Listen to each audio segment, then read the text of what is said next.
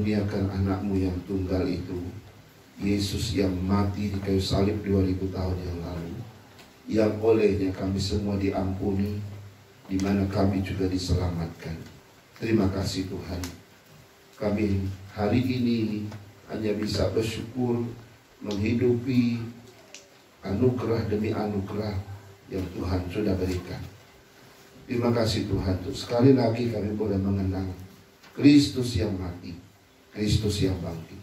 Bila pada hari ini Tuhan bicara sekali lagi buat kami, memahami isi hati Tuhan, dan Tuhan boleh menyatakan maksud-maksudnya yang indah di balik firman Tuhan yang kami renungkan.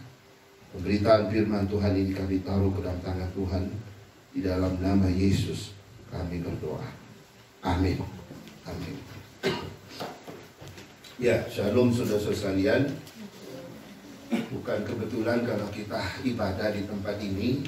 Tentu ini adalah sebuah rencana awal, yang sejak awal tahun, akhir tahun yang lalu kita memang merencanakan supaya ada outing Paskah, ya. Dan hari ini boleh terwujud. Ya, mungkin kita berpikir, loh apa bedanya dengan gereja kita di sana? Saudara, kita hanya pindah tempat saja, tetapi suasananya mungkin akan mendukung hati kita menikmati kebersamaan dan yang lain-lain, gitu ya. Nah, hari ini saya ingin membawa kita bicara tentang satu tema yang saya ambil dari Yohanes 11 ayat 26 sampai 28. Ada 4 ayat saja. Yohanes 11 ayat 26 sampai 28. Ayat 25 sampai 28. Saya baca untuk kita ya. Yohanes 11 ayat 25 sampai 28. Demikian firman Tuhan. Jawab Yesus, "Akulah kebangkitan dan hidup. Barang siapa percaya kepadaku, ia akan hidup walaupun ia sudah mati. Dan setiap orang yang hidup dan yang percaya kepadaku tidak akan mati selama-lamanya." Percayakah engkau akan hal ini? Jawab Marta, "Ya Tuhan, aku percaya bahwa engkaulah Mesias, anak Allah, Dia yang akan datang ke dalam dunia." Dan sesudah berkata demikian, ia pergi memanggil saudaranya Maria dan berbisik kepadanya, "Guru ada di sana dan ia memanggil engkau." Nah, saudara-saudara sekalian, 4 ayat yang saya baru baca itu adalah perkataan Yesus ketika Lazarus mau dibangkitkan. Nah, saya rasa kita semua tahu Lazarus ya, kisah Lazarus. Pada mulanya Yesus diberitahu bahwa dia yang dikasihi itu sedang sakit. Nampaknya Yesus sudah sangat mengenal Marta, Maria, dan Lazarus, saudara mereka. Dan dia dekat sekali dengan 3 saudara ini. Sehingga waktu Yesus ada di kota yang lain, ya, jauh dari Betania, yang di pinggir Yerusalem, kira-kira begitu, mereka kasih tahu, Yesus, itu dia yang kau kasihi itu sekarang sedang sakit keras. Lalu dalam kisahnya, Yesus sengaja tidak langsung datang. Dia masih harus 2 hari lagi tinggal di tempat dia melayani. Lalu setelah 2 hari, Yesus baru datang ke Betania, ya. Tetapi karena perjalanan yang jauh, nampaknya 2 hari juga perjalanan, sehingga waktu dia tiba di rumah Marta, saudara, sudah 4 hari Lazarus sudah mati. Orang kalau 4 hari mati, itu sudah busuk, betul ya? Nah, itu yang terjadi, saudara. Jadi waktu dia datang ke situ, ya, mereka kasih tahu dia sudah mati 4 hari yang lalu. Nah, Yesus lalu meresponi apa yang disampaikan kepada dia. Dia berkata begini, "Akulah kebangkitan dan hidup. Barang siapa percaya kepadaku, ia akan hidup walaupun ia sudah mati. Dan setiap orang yang hidup dan yang percaya kepadaku tidak akan mati selama-lamanya." Saudara, saya mau membuat kita memahami sedikit dulu dalam hal belajar firman Allah. Kalau kita membaca kisah di dalam Alkitab, saudara, ada yang memberitahu kita ada 2 metode, ada 2 cara pendekatan mempelajari sebuah peristiwa. Yang pertama, kita harus membaca Alkitab secara literal. Secara literal itu ya apa yang tertulis, ya itulah maknanya. Secara literal, gitu ya. Tapi jangan salah, kita juga bisa membaca suatu peristiwa dalam Alkitab itu secara rohani. Nggak melulu secara literal. Nah, saya ambil contoh misalnya, kita loncat ke peristiwa yang lain dulu. Misalnya ketika Yesus ketemu dengan perempuan Samaria di pinggir sumur Yakub itu. Waktu Tuhan bilang, berilah aku minum. Lalu perempuan Samaria bilang, loh bagaimana saya bisa kasih kamu minum? Kamu orang Yahudi, saya orang Samaria. Terus yang kedua, ini sumur sangat dalam, kamu nggak ada ember. Oh, tiba-tiba Yesus ngomong begini. Nah, seandainya engkau tahu siapa yang meminta minum kepadamu, niscaya daripadanya kau pasti akan mendapatkan air hidup. Dan kalau kau minum air hidup itu, kau tidak akan haus selamanya lagi. Nah, saudara, dalam peristiwa Yesus ketemu perempuan Samaria soal air, ini bahasnya topiknya air gitu ya. Yang satu bicara tentang, awalnya peristiwa itu bicara tentang literal. Waktu Tuhan bilang, berilah aku minum, maka yang dimengerti perempuan itu secara literal, seperti yang dimengerti pada banyak orang. Oh, air ya, berarti kamu butuh air.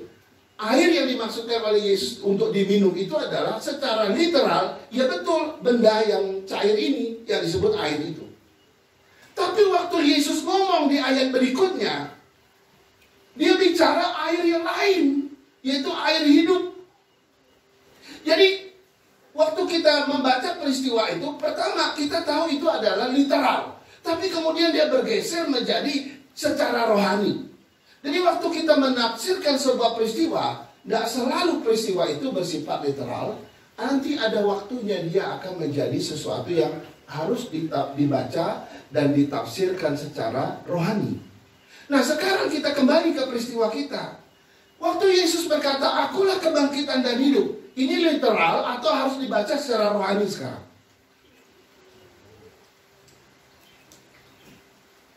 Apa yang literal di situ? Nggak ada.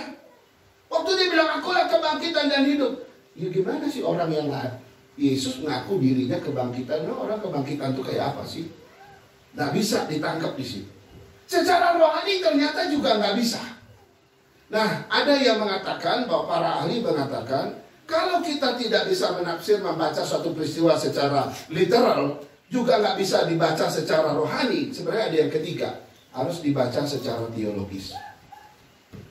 Yang dimaksud secara teologis itu adalah apa yang diungkapkan oleh Yesus, sebuah pernyataan Tuhan kepada diri dia.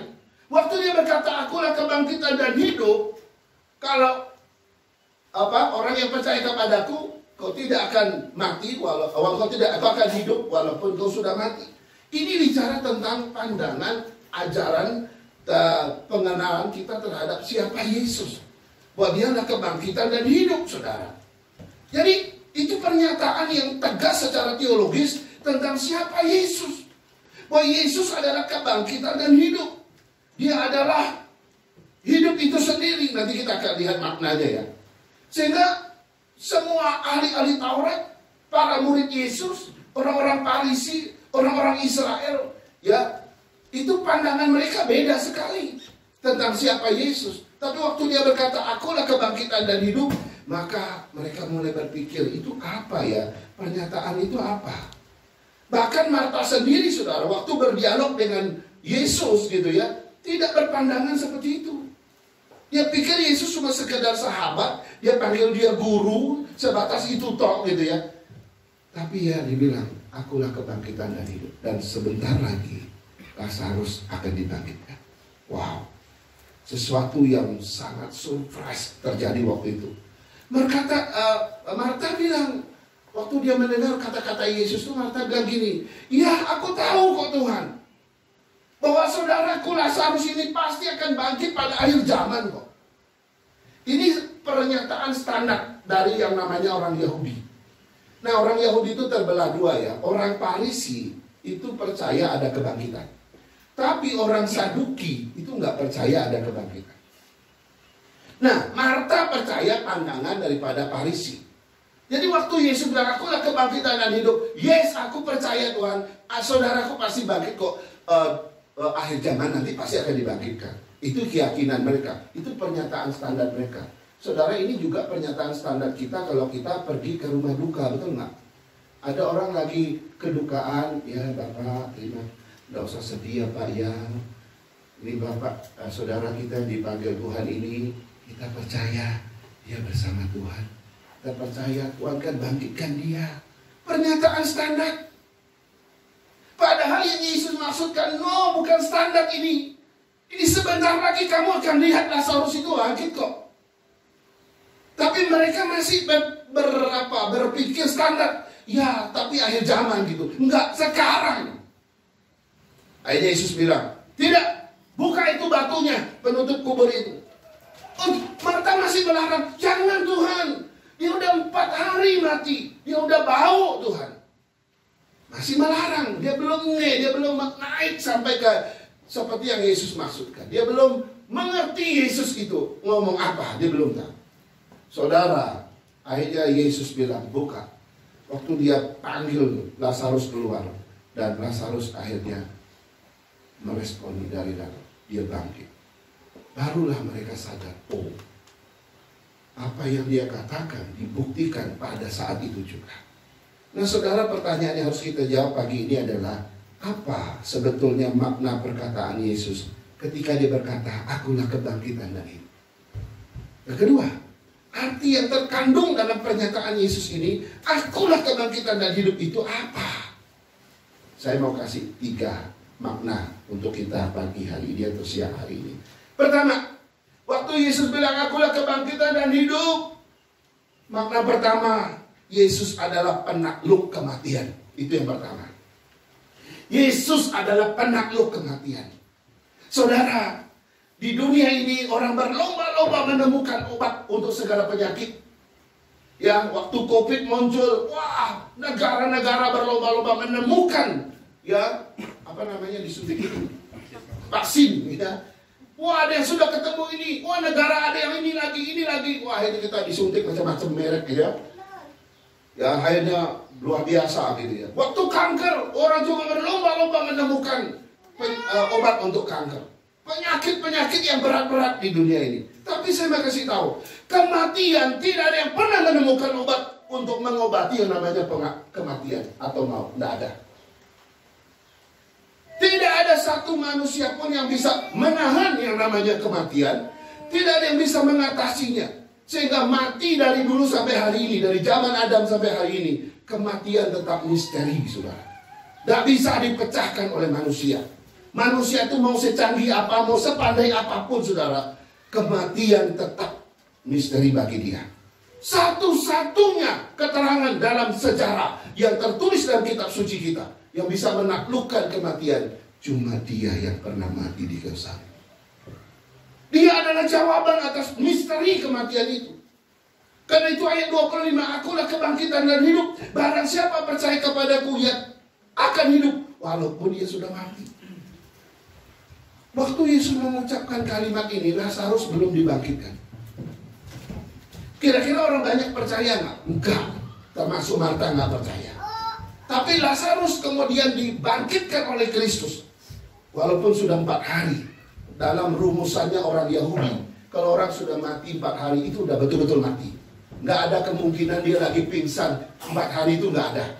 Udah dikubur kok, udah ditutup kok. 4 hari itu dalam rumusnya orang Yahudi itu pasti sudah mati. Ini bukan sebuah peristiwa yang diada-adakan, bukan. Nah, bahkan ini akhirnya menyatakan apa? Dalam konteks jauhnya, ini nanti akan menunjukkan bahwa Yesus yang pernah membangkitkan Lazarus itu, dia sendiri tidak bisa ditahan oleh maut di dalam kuburan. 3 hari dia mati, dia bangkit dari maut itu. Dan Yesus menyatakan, dia adalah penakluk kematian.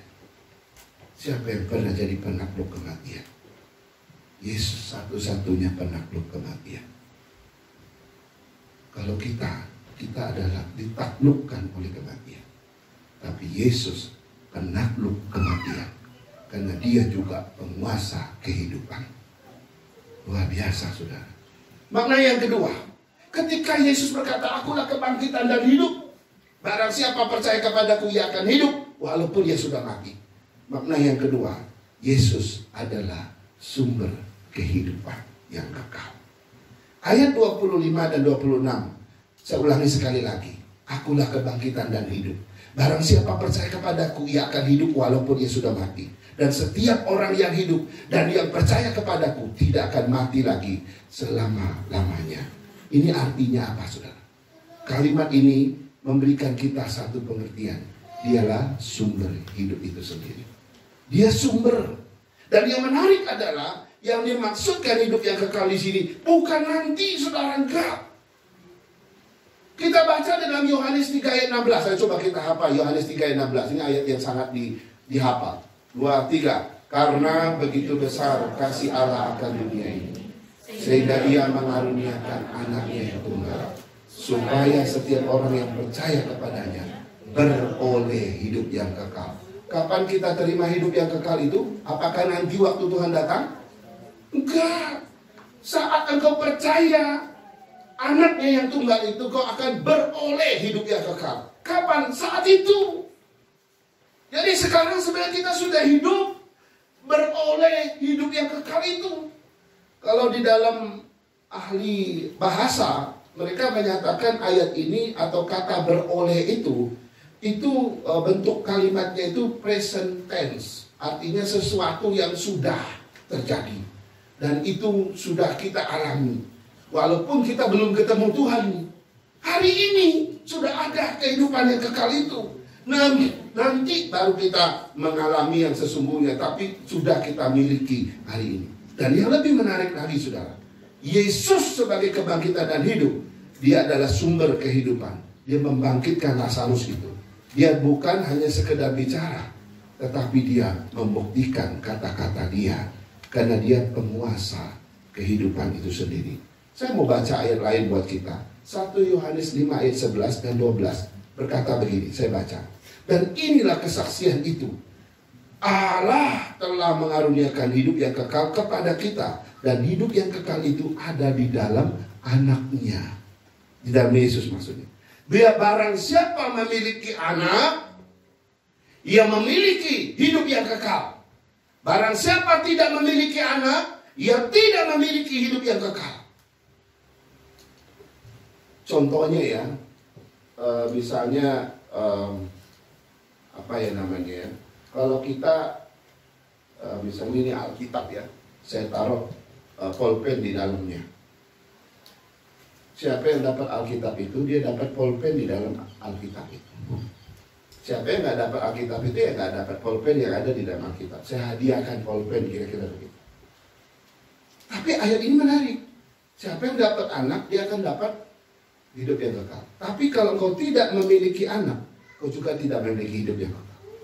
Jadi ini makin dalam, saudara, menyatakan bahwa Yesus itu sumber kehidupan. Dia adalah penguasa kehidupan. Ya, pertanyaannya, apakah kita sudah memiliki anak atau tidak? Ini bukan anak kita secara manusia di dunia ya. Maksudnya anak ini adalah anak Allah, yaitu Kristus.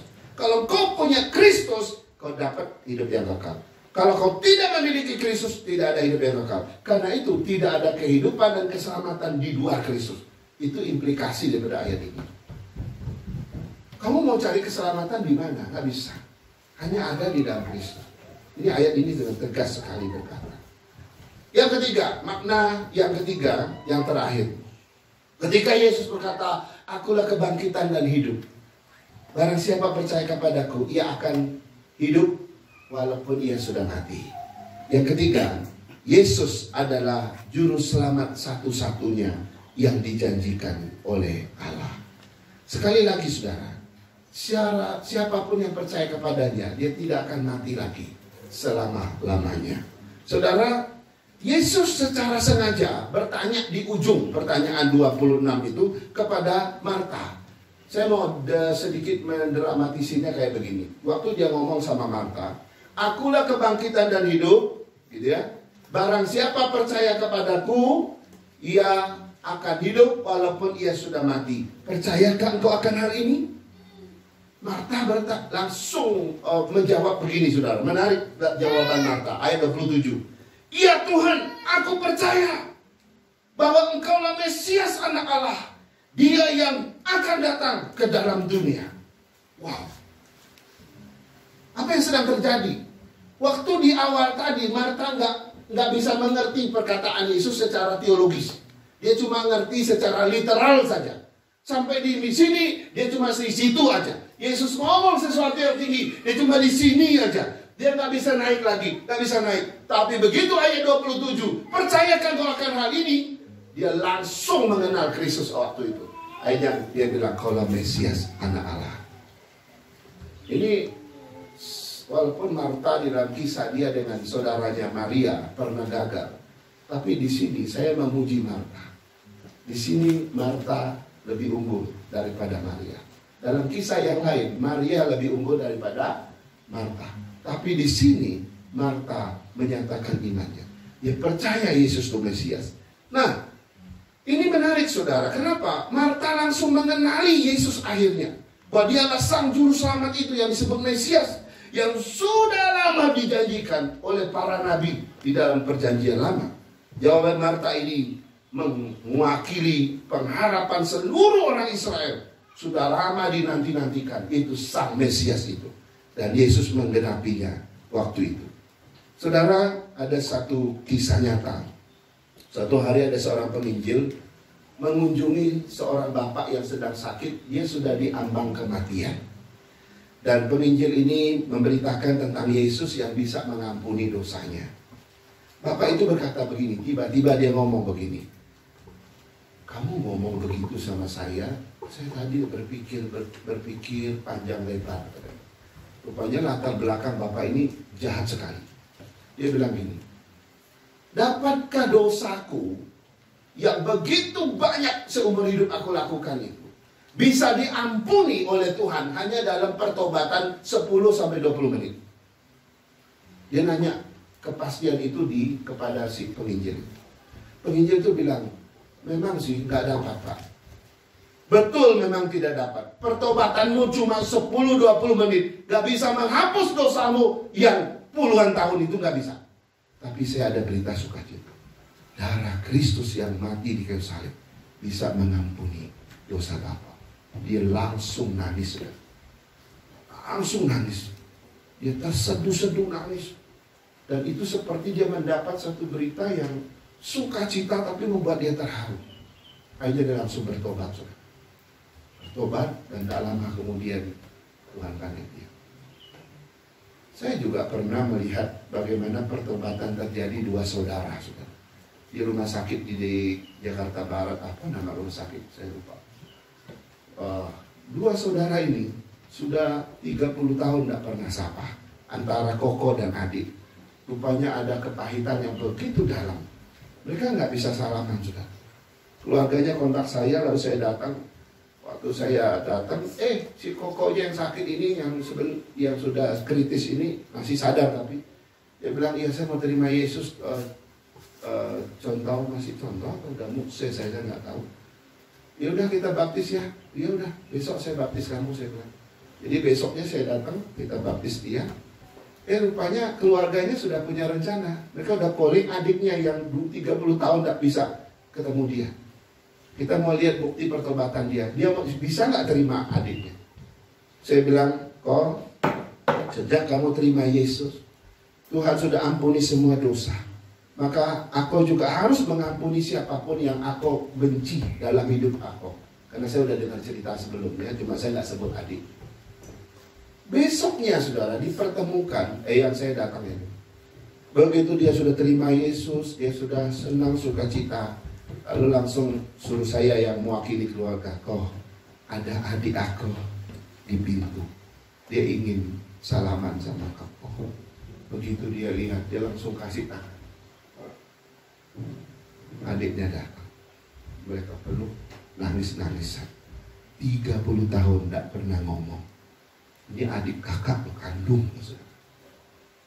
Saudara, pengampunan dosa yang Tuhan beritakan kepada kita lewat peristiwa salib menyatakan Yesus adalah juru selamat satu-satunya.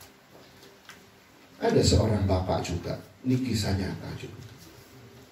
Dia nggak percaya Tuhan bapak ini. Dia seorang driver di perusahaan dia. Hari itu dia mau keluar dari perusahaan itu, dia dari rumah mau ke perusahaan dia. Dia mendengar radio channel Kristen. Dan kebetulan channel radio Kristen itu lagi sedang khotbah, saudara. Lalu di dalam khotbah itu dia nggak ngerti menurut cerita dia, tapi dia menangkap satu kalimat, yang kalimat itu bilang begini. Pendeta yang khotbah itu bilang begini, Bapak Ibu Saudara-saudara, kalau saudara mengalami satu masalah yang berat dalam hidup saudara, jangan lupa perkatakan ini, Yesus tolong saya. Nah, rupanya kalimat itu terekam betul di otak dia.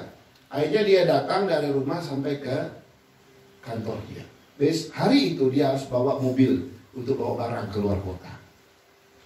Bawa mobil sedang, box kecil gitu. Lalu waktu dia pergi, rupanya bapak ini sangat ngantuk karena perjalanan yang jauh. Lalu waktu dia tiba-tiba ngantuk begitu, dia kaget bangun. Rupanya dia sudah keluar dari jalur dan dia sedang berhadapan dengan satu truk yang besar. Dia langsung ingat kalimat di radio itu, Tuhan Yesus tolong saya. Ini orang nggak percaya Tuhan. Dia langsung ingat, disebut itu saudara.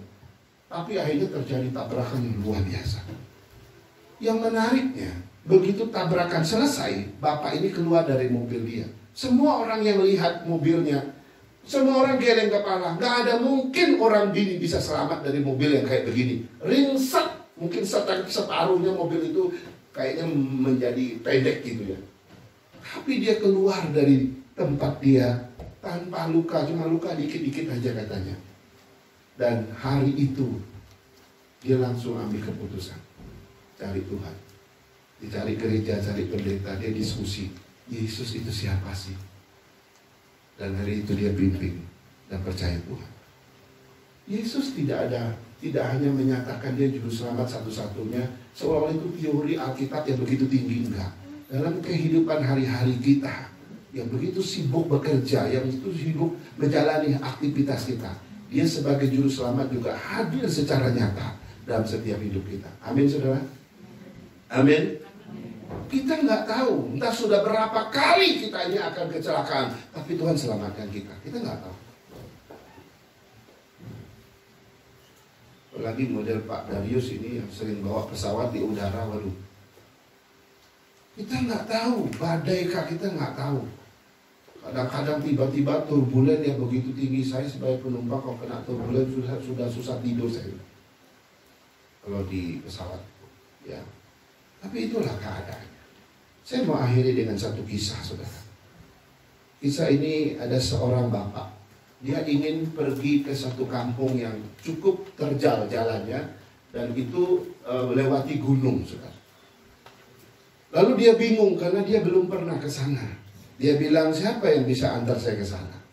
Tiba-tiba ada satu orang menawarkan diri jadi pemandu. Pak, Bapak mau ke kampung itu ya? Iya, saya siap jadi pemandu Bapak. Oke, tapi boleh nggak saya bertanya? Silakan Pak. Apakah kamu pernah ke kampung itu?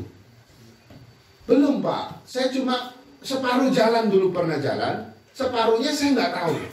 Tapi orang-orang bilang separuhnya lagi ya kurang lebih juga yang separuh yang pernah saya lewati. Akhirnya bapak ini bilang, oh kalau begitu kamu nggak bisa jadi pemandu untuk saya, karena separuh jalan itu kamu nggak tahu. Kemudian ada orang kedua datang, Pak, boleh nggak saya jadi pemandu bapak? Saya bisa. Oh gitu. Tapi saya mau tanya hal yang sama. Apakah kamu pernah pergi ke kampung itu? Yang katanya jalannya sangat terjal, banyak tebing kiri kanan. Dia bilang begini, Pak, saya ini tinggal di satu bukit yang sangat tinggi. Di tempat ketinggian itu, saya bisa lihat jalan itu Pak, liku-liku lewat mana saya lihat kok. Memang saya belum pernah lewat, tapi saya bisa lihat dari rumah saya tiap sepanjang apa jalan itu sampai ke kampung itu saya tahu. Oh, berarti kamu juga nggak pernah lewat. Kalau begitu saya juga nggak bisa. Kamu nggak bisa jadi pemandu saya. Lalu datang orang ketiga. Orang ketiga bilang begini, Pak, saya saja yang jadi pemandu Pak. Lalu orang ketiga, pertanyaan yang sama ditanya, kalau gitu, apakah kamu juga pernah pergi ke kampung? Pemandu yang ketiga ini menjawab begini, Pak, saya pernah ke sana. Dan memang rumah saya di sana, Pak. Dan tiap hari akan seminggu bisa 2-3 kali saya lewat jalan itu. Oh betul? Iya. Oke. kalau gitu kamu jadi pembantu saya. Saudara, kita tidak akan pernah berani berjalan bersama pemandu yang tidak tahu jalannya. Yesus adalah pemandu kita menuju ke surga. Amin. Dia bukan hanya bisa bawa kita ke surga. Yesus adalah, dia datang dari surga, turun ke dunia, balik lagi ke surga. Kalau dia bawa kita, tawar kita jadi pemandu kita, kenapa kita tolak? Yesuslah pemandu jiwa kita, karena dia satu-satunya juru selamat kita. Jadi waktu Yesus bilang, akulah kebangkitan dan hidup, 3 maknanya. Dia penakluk kematian.